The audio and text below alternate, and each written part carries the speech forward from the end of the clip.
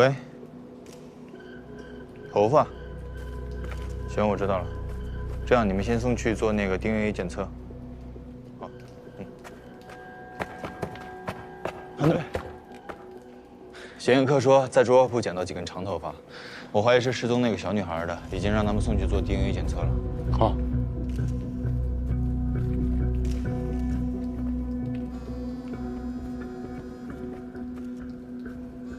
喂，有什么新线索啊？喂，韩队，老万刚才去走访了山洞附近的村民，说是当年有一个没有登记的野剧组曾经在那拍过戏，这些蛛网还有蚕蛹以及那些人偶都是没有带走的道具。我们已经核实过了，确实有这么回事。剧组的美术已经把图片发过来了。照片。好。齐法医，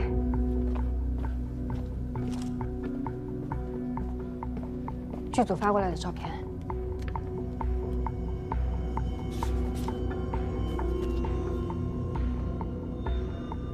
韩芳，剧组本来用的是普通的蜘蛛网，但是凶手却改成了漏斗中独特的漏斗状蜘蛛网。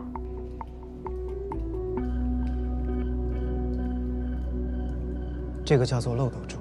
剧毒无比，一个成年人被咬，15分钟之内就会死亡。漏斗蛛是目前已知的3万多种蜘蛛当中毒性最强的一种。我推测，凶手应该是在模仿漏斗蛛，不是杀人。你有什么依据啊？朱队，你把视频打开，我来告诉你。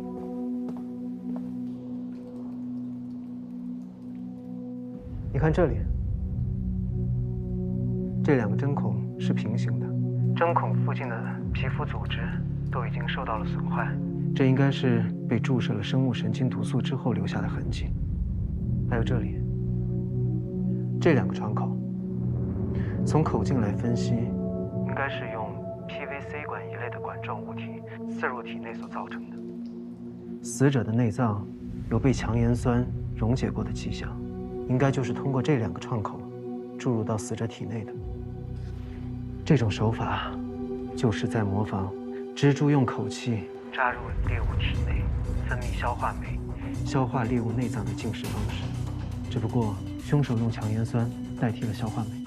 所以是因为凶手模仿蜘蛛捕食猎物，才会用保鲜膜裹了尸体。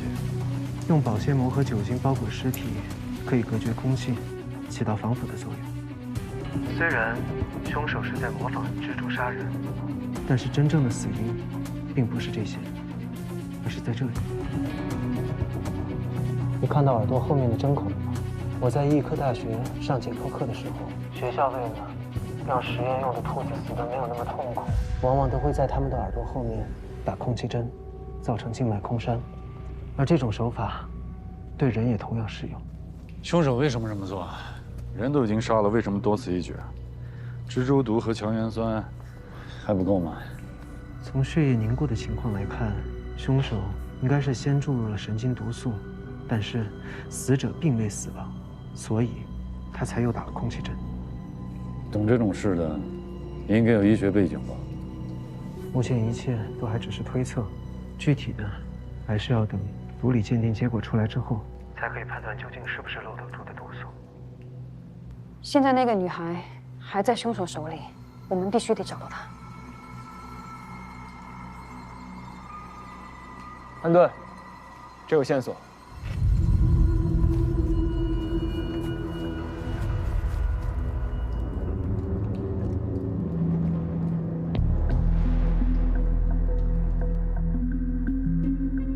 在昨天晚上的8点17分，报警平台接到了北山猪肉铺的报案。附近民警赶到的时候，报案人黄浩，也就是猪肉铺的老板，已经死亡，凶手和疑似被绑架的女性消失。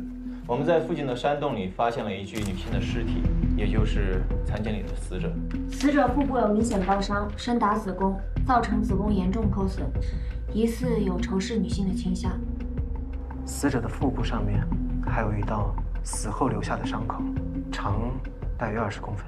另外，从死亡时间上看，死者跟被绑之人应该不是同一个人。这是我们在北山山洞里找到的这节绳索。根据鉴定科的同事报告，这节绳索上面的 DNA 并不属于我们在残间里面找到的那名死者。同时，你们看这节绳索的断面很新，在旁边的石头上我们也发现了这节绳索的纤维，所以极有可能是凶手将人囚禁在了山洞里，而受害者用石头磨掉了绳索，自己逃到了猪肉铺去求救。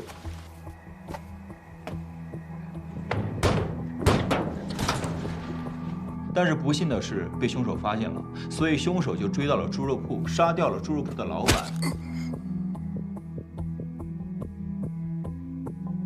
同时带走了受害者。综合以上得到这些线索，这名被掳走的女性很有可能还在凶手手里。这名死者的身份已经确认了，她叫叶莹莹，今年25岁，是一个营销公司的公关。在8月1号的时候，她的家属报告失踪。她已经失踪快1个月了。对，这段时间有接到过勒索电话吗？没有接到过任何电话。其他分局的同事也去查过叶莹莹的住处，没有发现任何钱财被盗或者被绑架的痕迹。其实他们也一直在调查这起失踪案，只不过是被我们先找到了尸体。跟他们打声招呼。这起案子现在由属地管辖，我们负责侦办。好，人偶有什么线索吗？人偶里的内脏已经确定是牛的淋巴、肺以及肠道，目前正在进行进一步的检查。凶手很有可能有医学相关的背景。凶手有一定的医学知识，心思缜密，追求仪式感，有一定的心理问题。那些人偶应该是他的练习作品。练习？你是说拿活人练习蜘蛛捕猎那套？这是典型的反社会人格。那个宋亮审了吗？审了，他一直说他没有杀人，只是偷东西。监控视频。我们也根据了其法医的解剖结果和现场勘查的技术比对，也证实了他确实没有杀人的嫌疑。没错，我们对比了现场所有的脚印，可以证实宋亮还没有离开过2楼。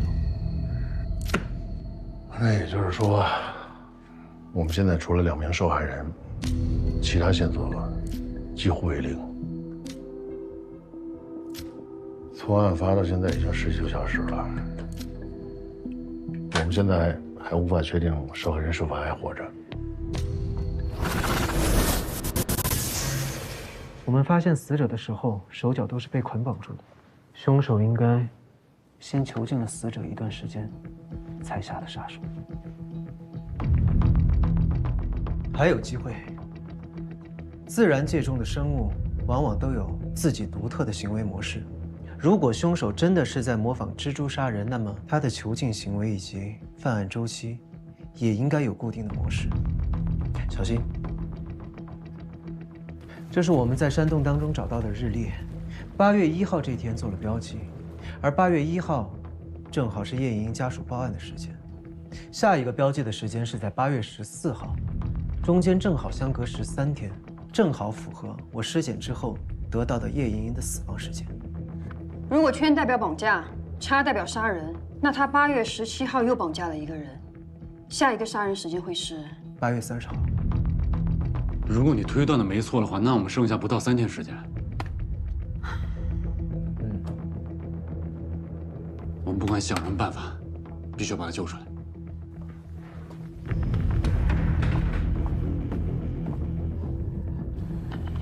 小李，你负责把案发现场周边能找到的监控视频都找出来，不管是店里的、周边公路上的，只要有经过的汽车，只要有行车记录仪的，全部想办法调出。还有，受害者从山洞里逃出来的路上也要被拍到，找到他，必须知道他是谁。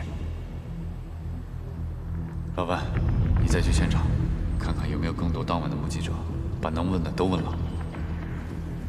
山洞周边的居住点也不要放过，凶手在那里囚禁人这么久，这1、2个月有什么奇怪的地方，都要问到。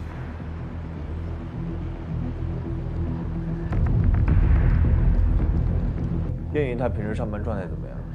秋苏，你去调查调查叶莹莹公司的同事跟家人，看看之前有没有什么遗漏。有什么爱好吗？比较爱打扮、爱美，好像经常做医美。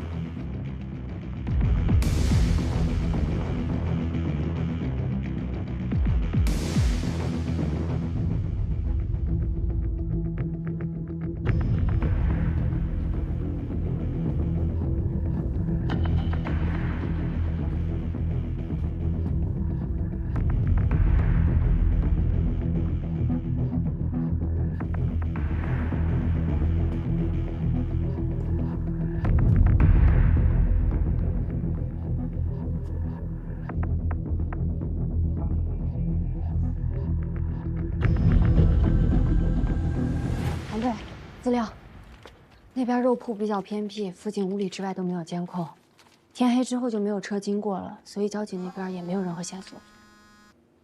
喂，小苏，什么情况？维汉队，我现在叶莹的公司，她同事说她没有男朋友，平时也比较喜欢爱打扮，喜欢做医美。我看之前齐法医的报告里有标出叶莹莹的下颚有微小的针孔印，会不会是做过医美的痕迹？医美？那些人偶你的内脏鉴定结果出来了，确认是病牛的内脏，疑似是牛结合并。行，我知道了。团结路派出所来电话，有人报失踪，根据他们的描述，很符合咱们失踪案的受害人。我去一趟。朱队，你跟齐法医跟进一下。好，走，齐法医。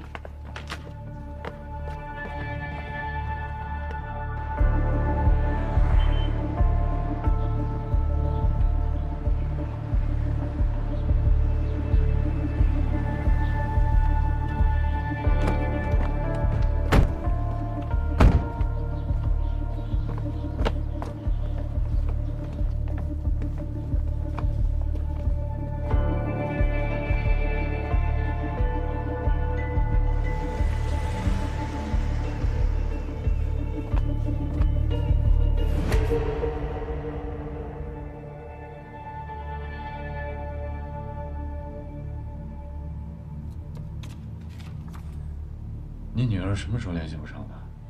一直都有微信联系，她还给我们发语音，给我们打电话。但是最近这1个多月，她只打字，我们给她打电话，她也从来不接。前几天她爸过生日，她都没回家，我们觉得奇怪呀，就到合成来看看。这10天前呢，我们还微信联系过，说要来看她，她说好呢。微信记录吗？啊。你看，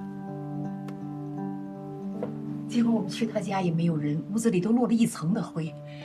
我们去他上班的医院找他，才知道他已经离职1个多月了。你们到合成来，他联系过你们吗？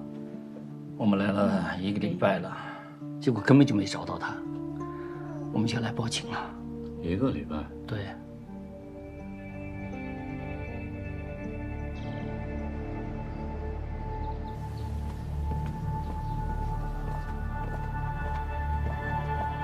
生物研究学院那边现在已经排除了，附近的大学里只有这个农业大学正在做牛结合的相关研究。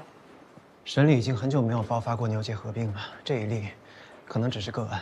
还有那些内脏，虽然已经被盐酸腐蚀得很严重，但还是可以看出有手术刀处理过的痕迹。牛结合并通过空气、飞沫、尘埃传染，其主要感染呼吸道，其次是消化道。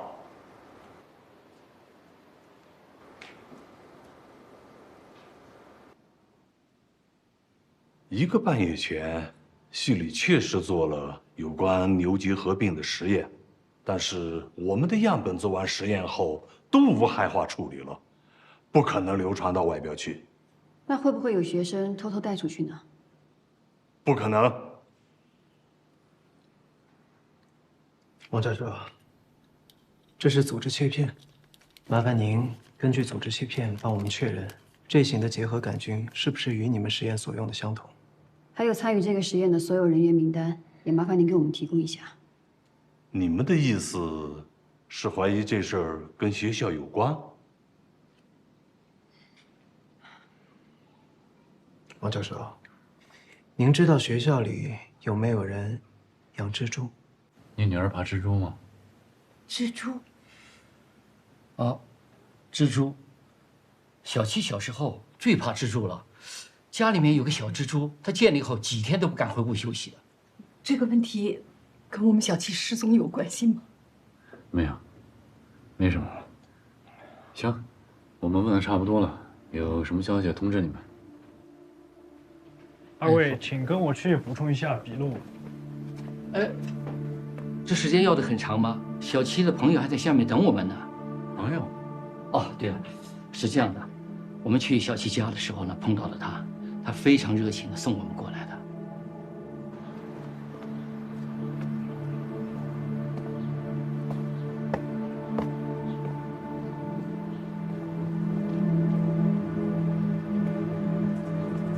好。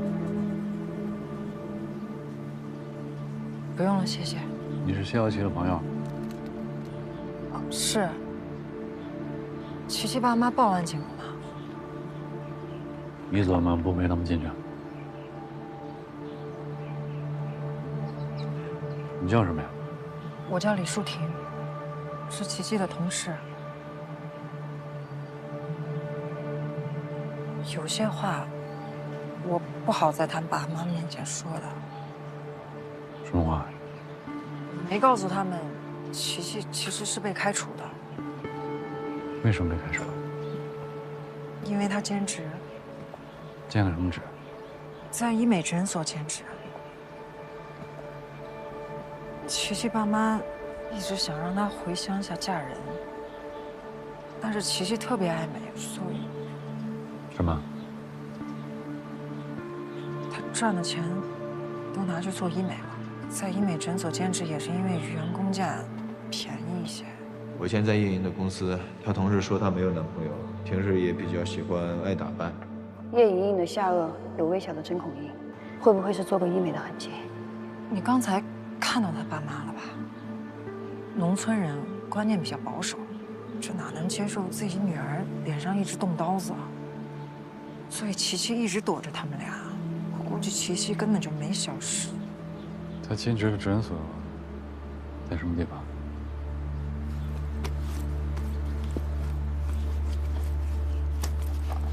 有个名片，是这。我也去过这个诊所。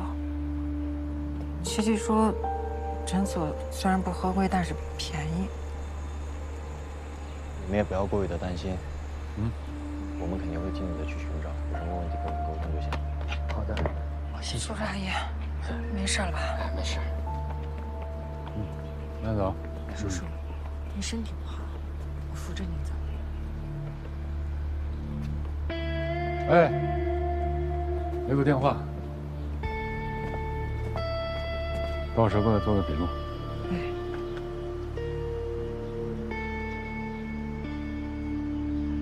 我刚才跟您说的，能不能别告诉琪琪爸妈呀？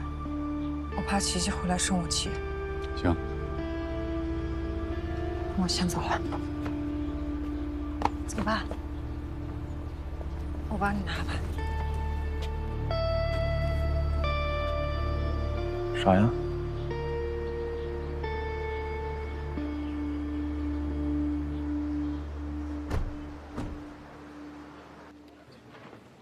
朱兰，徐阿姨，这是合成农大王教授发过来的牛结核病的比对结果，还有参与实验的学生名单，还有照片。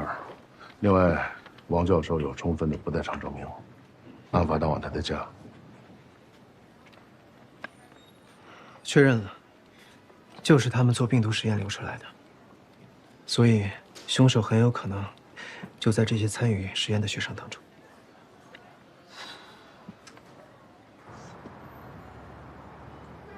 这些同学都到场了吗？哎，说，小西把参与过牛结核病实验的这些学生们全弄过来，在这儿呢。安静点，同学们，好吗？请大家配合我们调查。明白。还有6个同学没到，他们是因为放假。继续问问。我叫罗洪才。罗洪才，8月26号晚上，你在哪里？我在家呀。年龄多大？19了。19岁。对。认识这些人吗？认识，同班同学嘛。你们宿舍一共几个人？4个。那天你在哪儿啊？我在家，宿舍门口有监视器，你们可以去查，我肯定没出去。谁可以证明你在家？我在家睡觉，怎么证明？家里没人吗？那你们父母都叫什么名字？平时你们女寝宿舍？每天上课的时候，你有没有发现什么奇怪的人？没太注意。行，签个字。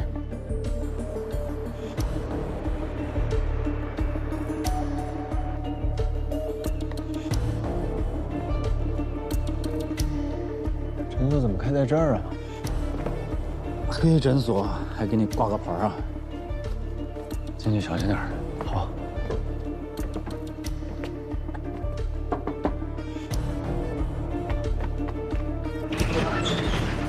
二位今天休息了，改天再来吧。啊，检查。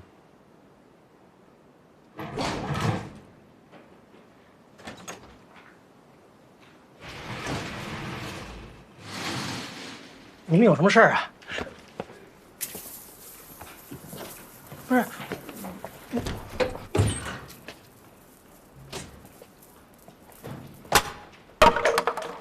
这就是葡萄糖给自己打的。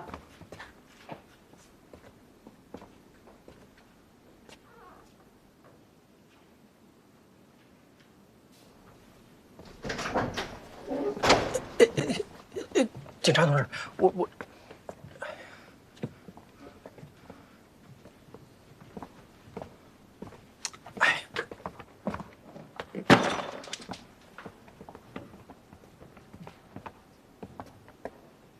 你这儿干什么呢？推拿。黑诊所。不是，绝对不是。坐。坐。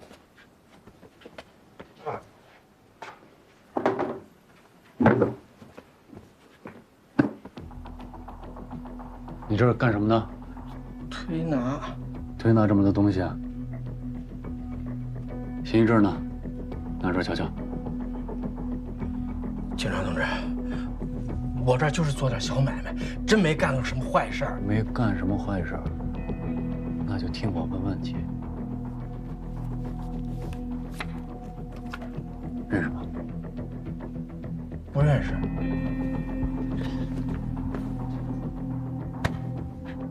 想清楚再说话。那没什么事的话，我就先走了。嗯。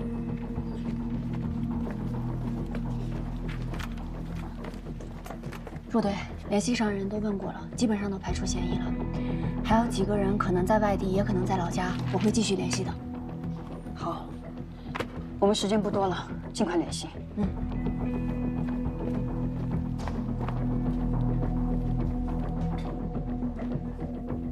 认识，他就是在我这儿兼职当个护士。这些药就是他从医院拿过来，在我这儿卖的。这个。好像见过，但没什么印象。头抬起来，抬头。哎，是不是你杀的人？杀他？不可能啊！我怎么会杀人呢？为什么杀人？怎么杀的？您别冤枉我，我怎么可能杀人的？我这就是打点美白针，这也不可能出人命啊！那他怎么死的？我哪知道啊！我真没杀他。是这姑娘自己麻药过敏。怎么过的敏？她到我这儿来打针，然后刚上麻药，她就过敏，然后自己就抽抽晕过去了。哎，莹莹，莹莹，莹莹，东哥，哎，怎么了这是？叔叔过敏啊！莹莹，喂，你在哪儿呢？快来，出事了，快点，再然后你就把他救起来了。没，我不会那个。哪个？说话。警察同志，我求求你们了，我要是说了的话，你们别让我侄子当不成医生行吗？说。我有个侄子是学医的。学什么医的？农业大学兽医。不过他一来就把这姑娘给救好了。这姑娘后来她自己就走了，不信你们可以查监控看呢。她自己走出去，活得好好的。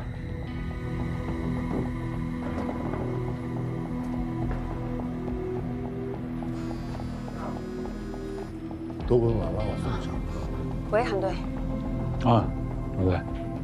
啊，你帮我查一下学校有没有学生姓廖的啊。我找一下。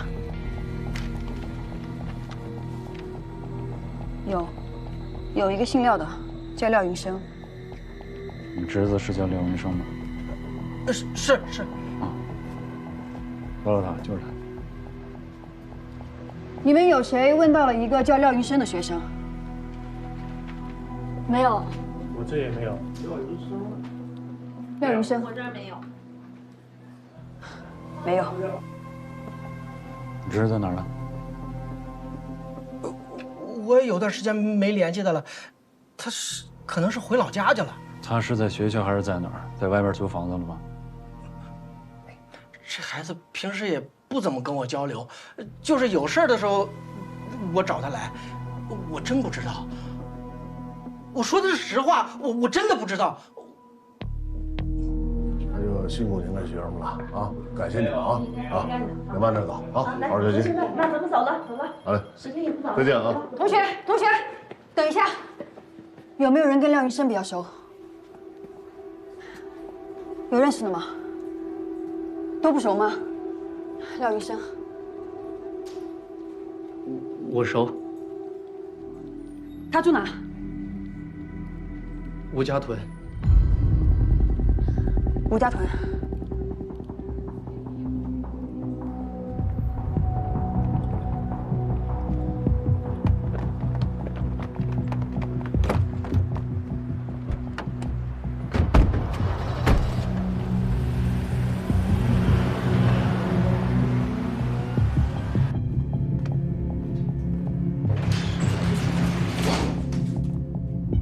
把人带回局里，再找人把人查了。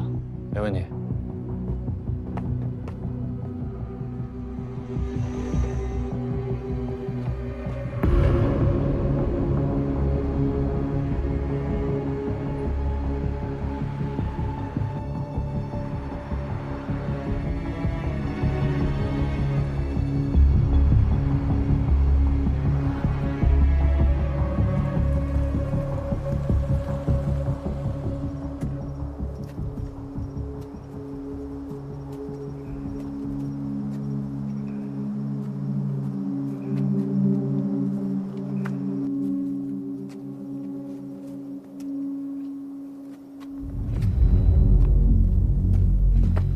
小心。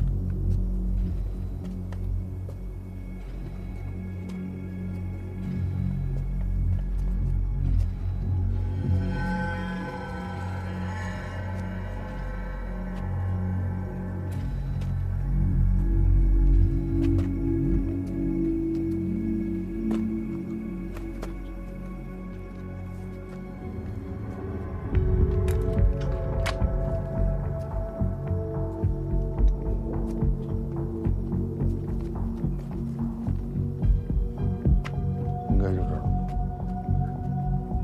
我去隔壁的房子看看。好，注意安全。小心，跟我走。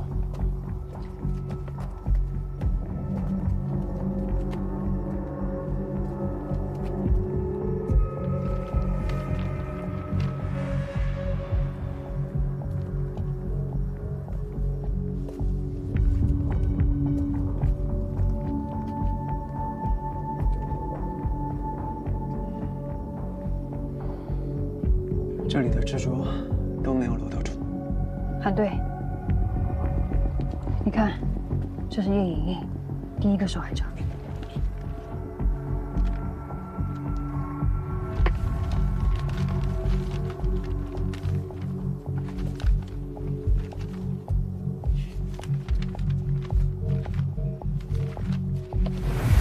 这本身是谢耀琪，他不会把所有的受害者都画下来吗？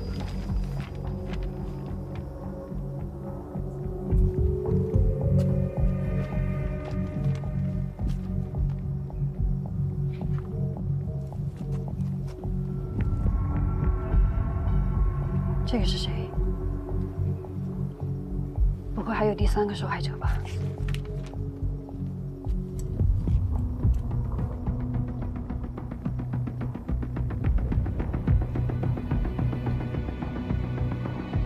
我叫李淑婷，是琪琪的同事。哎，留个电话。我先走了。我见过他。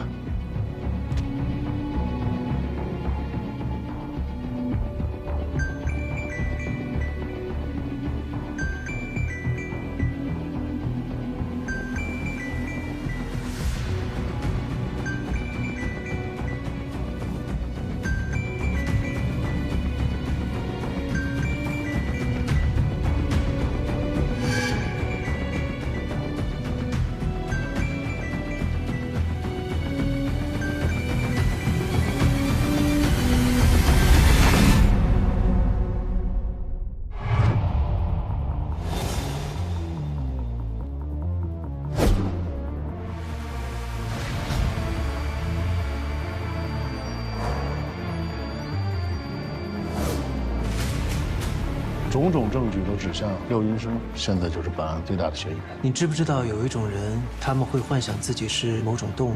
狼化妄想症，这属于是心理疾病的一种。台历上的13天是乐岛猪从交配到产卵的时间，但是叶莹身上并没有被性侵过的痕迹。这里很暗，有机械的声音。我们分队行动，找寻可疑的地方。我见过廖云生，你觉得是他吗？我们以这家诊所为中心点，排查一下周边的路口。这一次，我们不能让他跑了。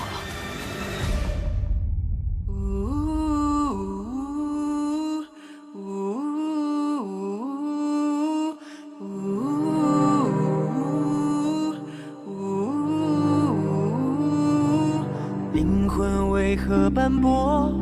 因为你只看见污浊，蒙蔽自己，这罪恶沉默。借口为羊堕落，别怪下我的诱惑。不听不见真相才赤裸。你说他。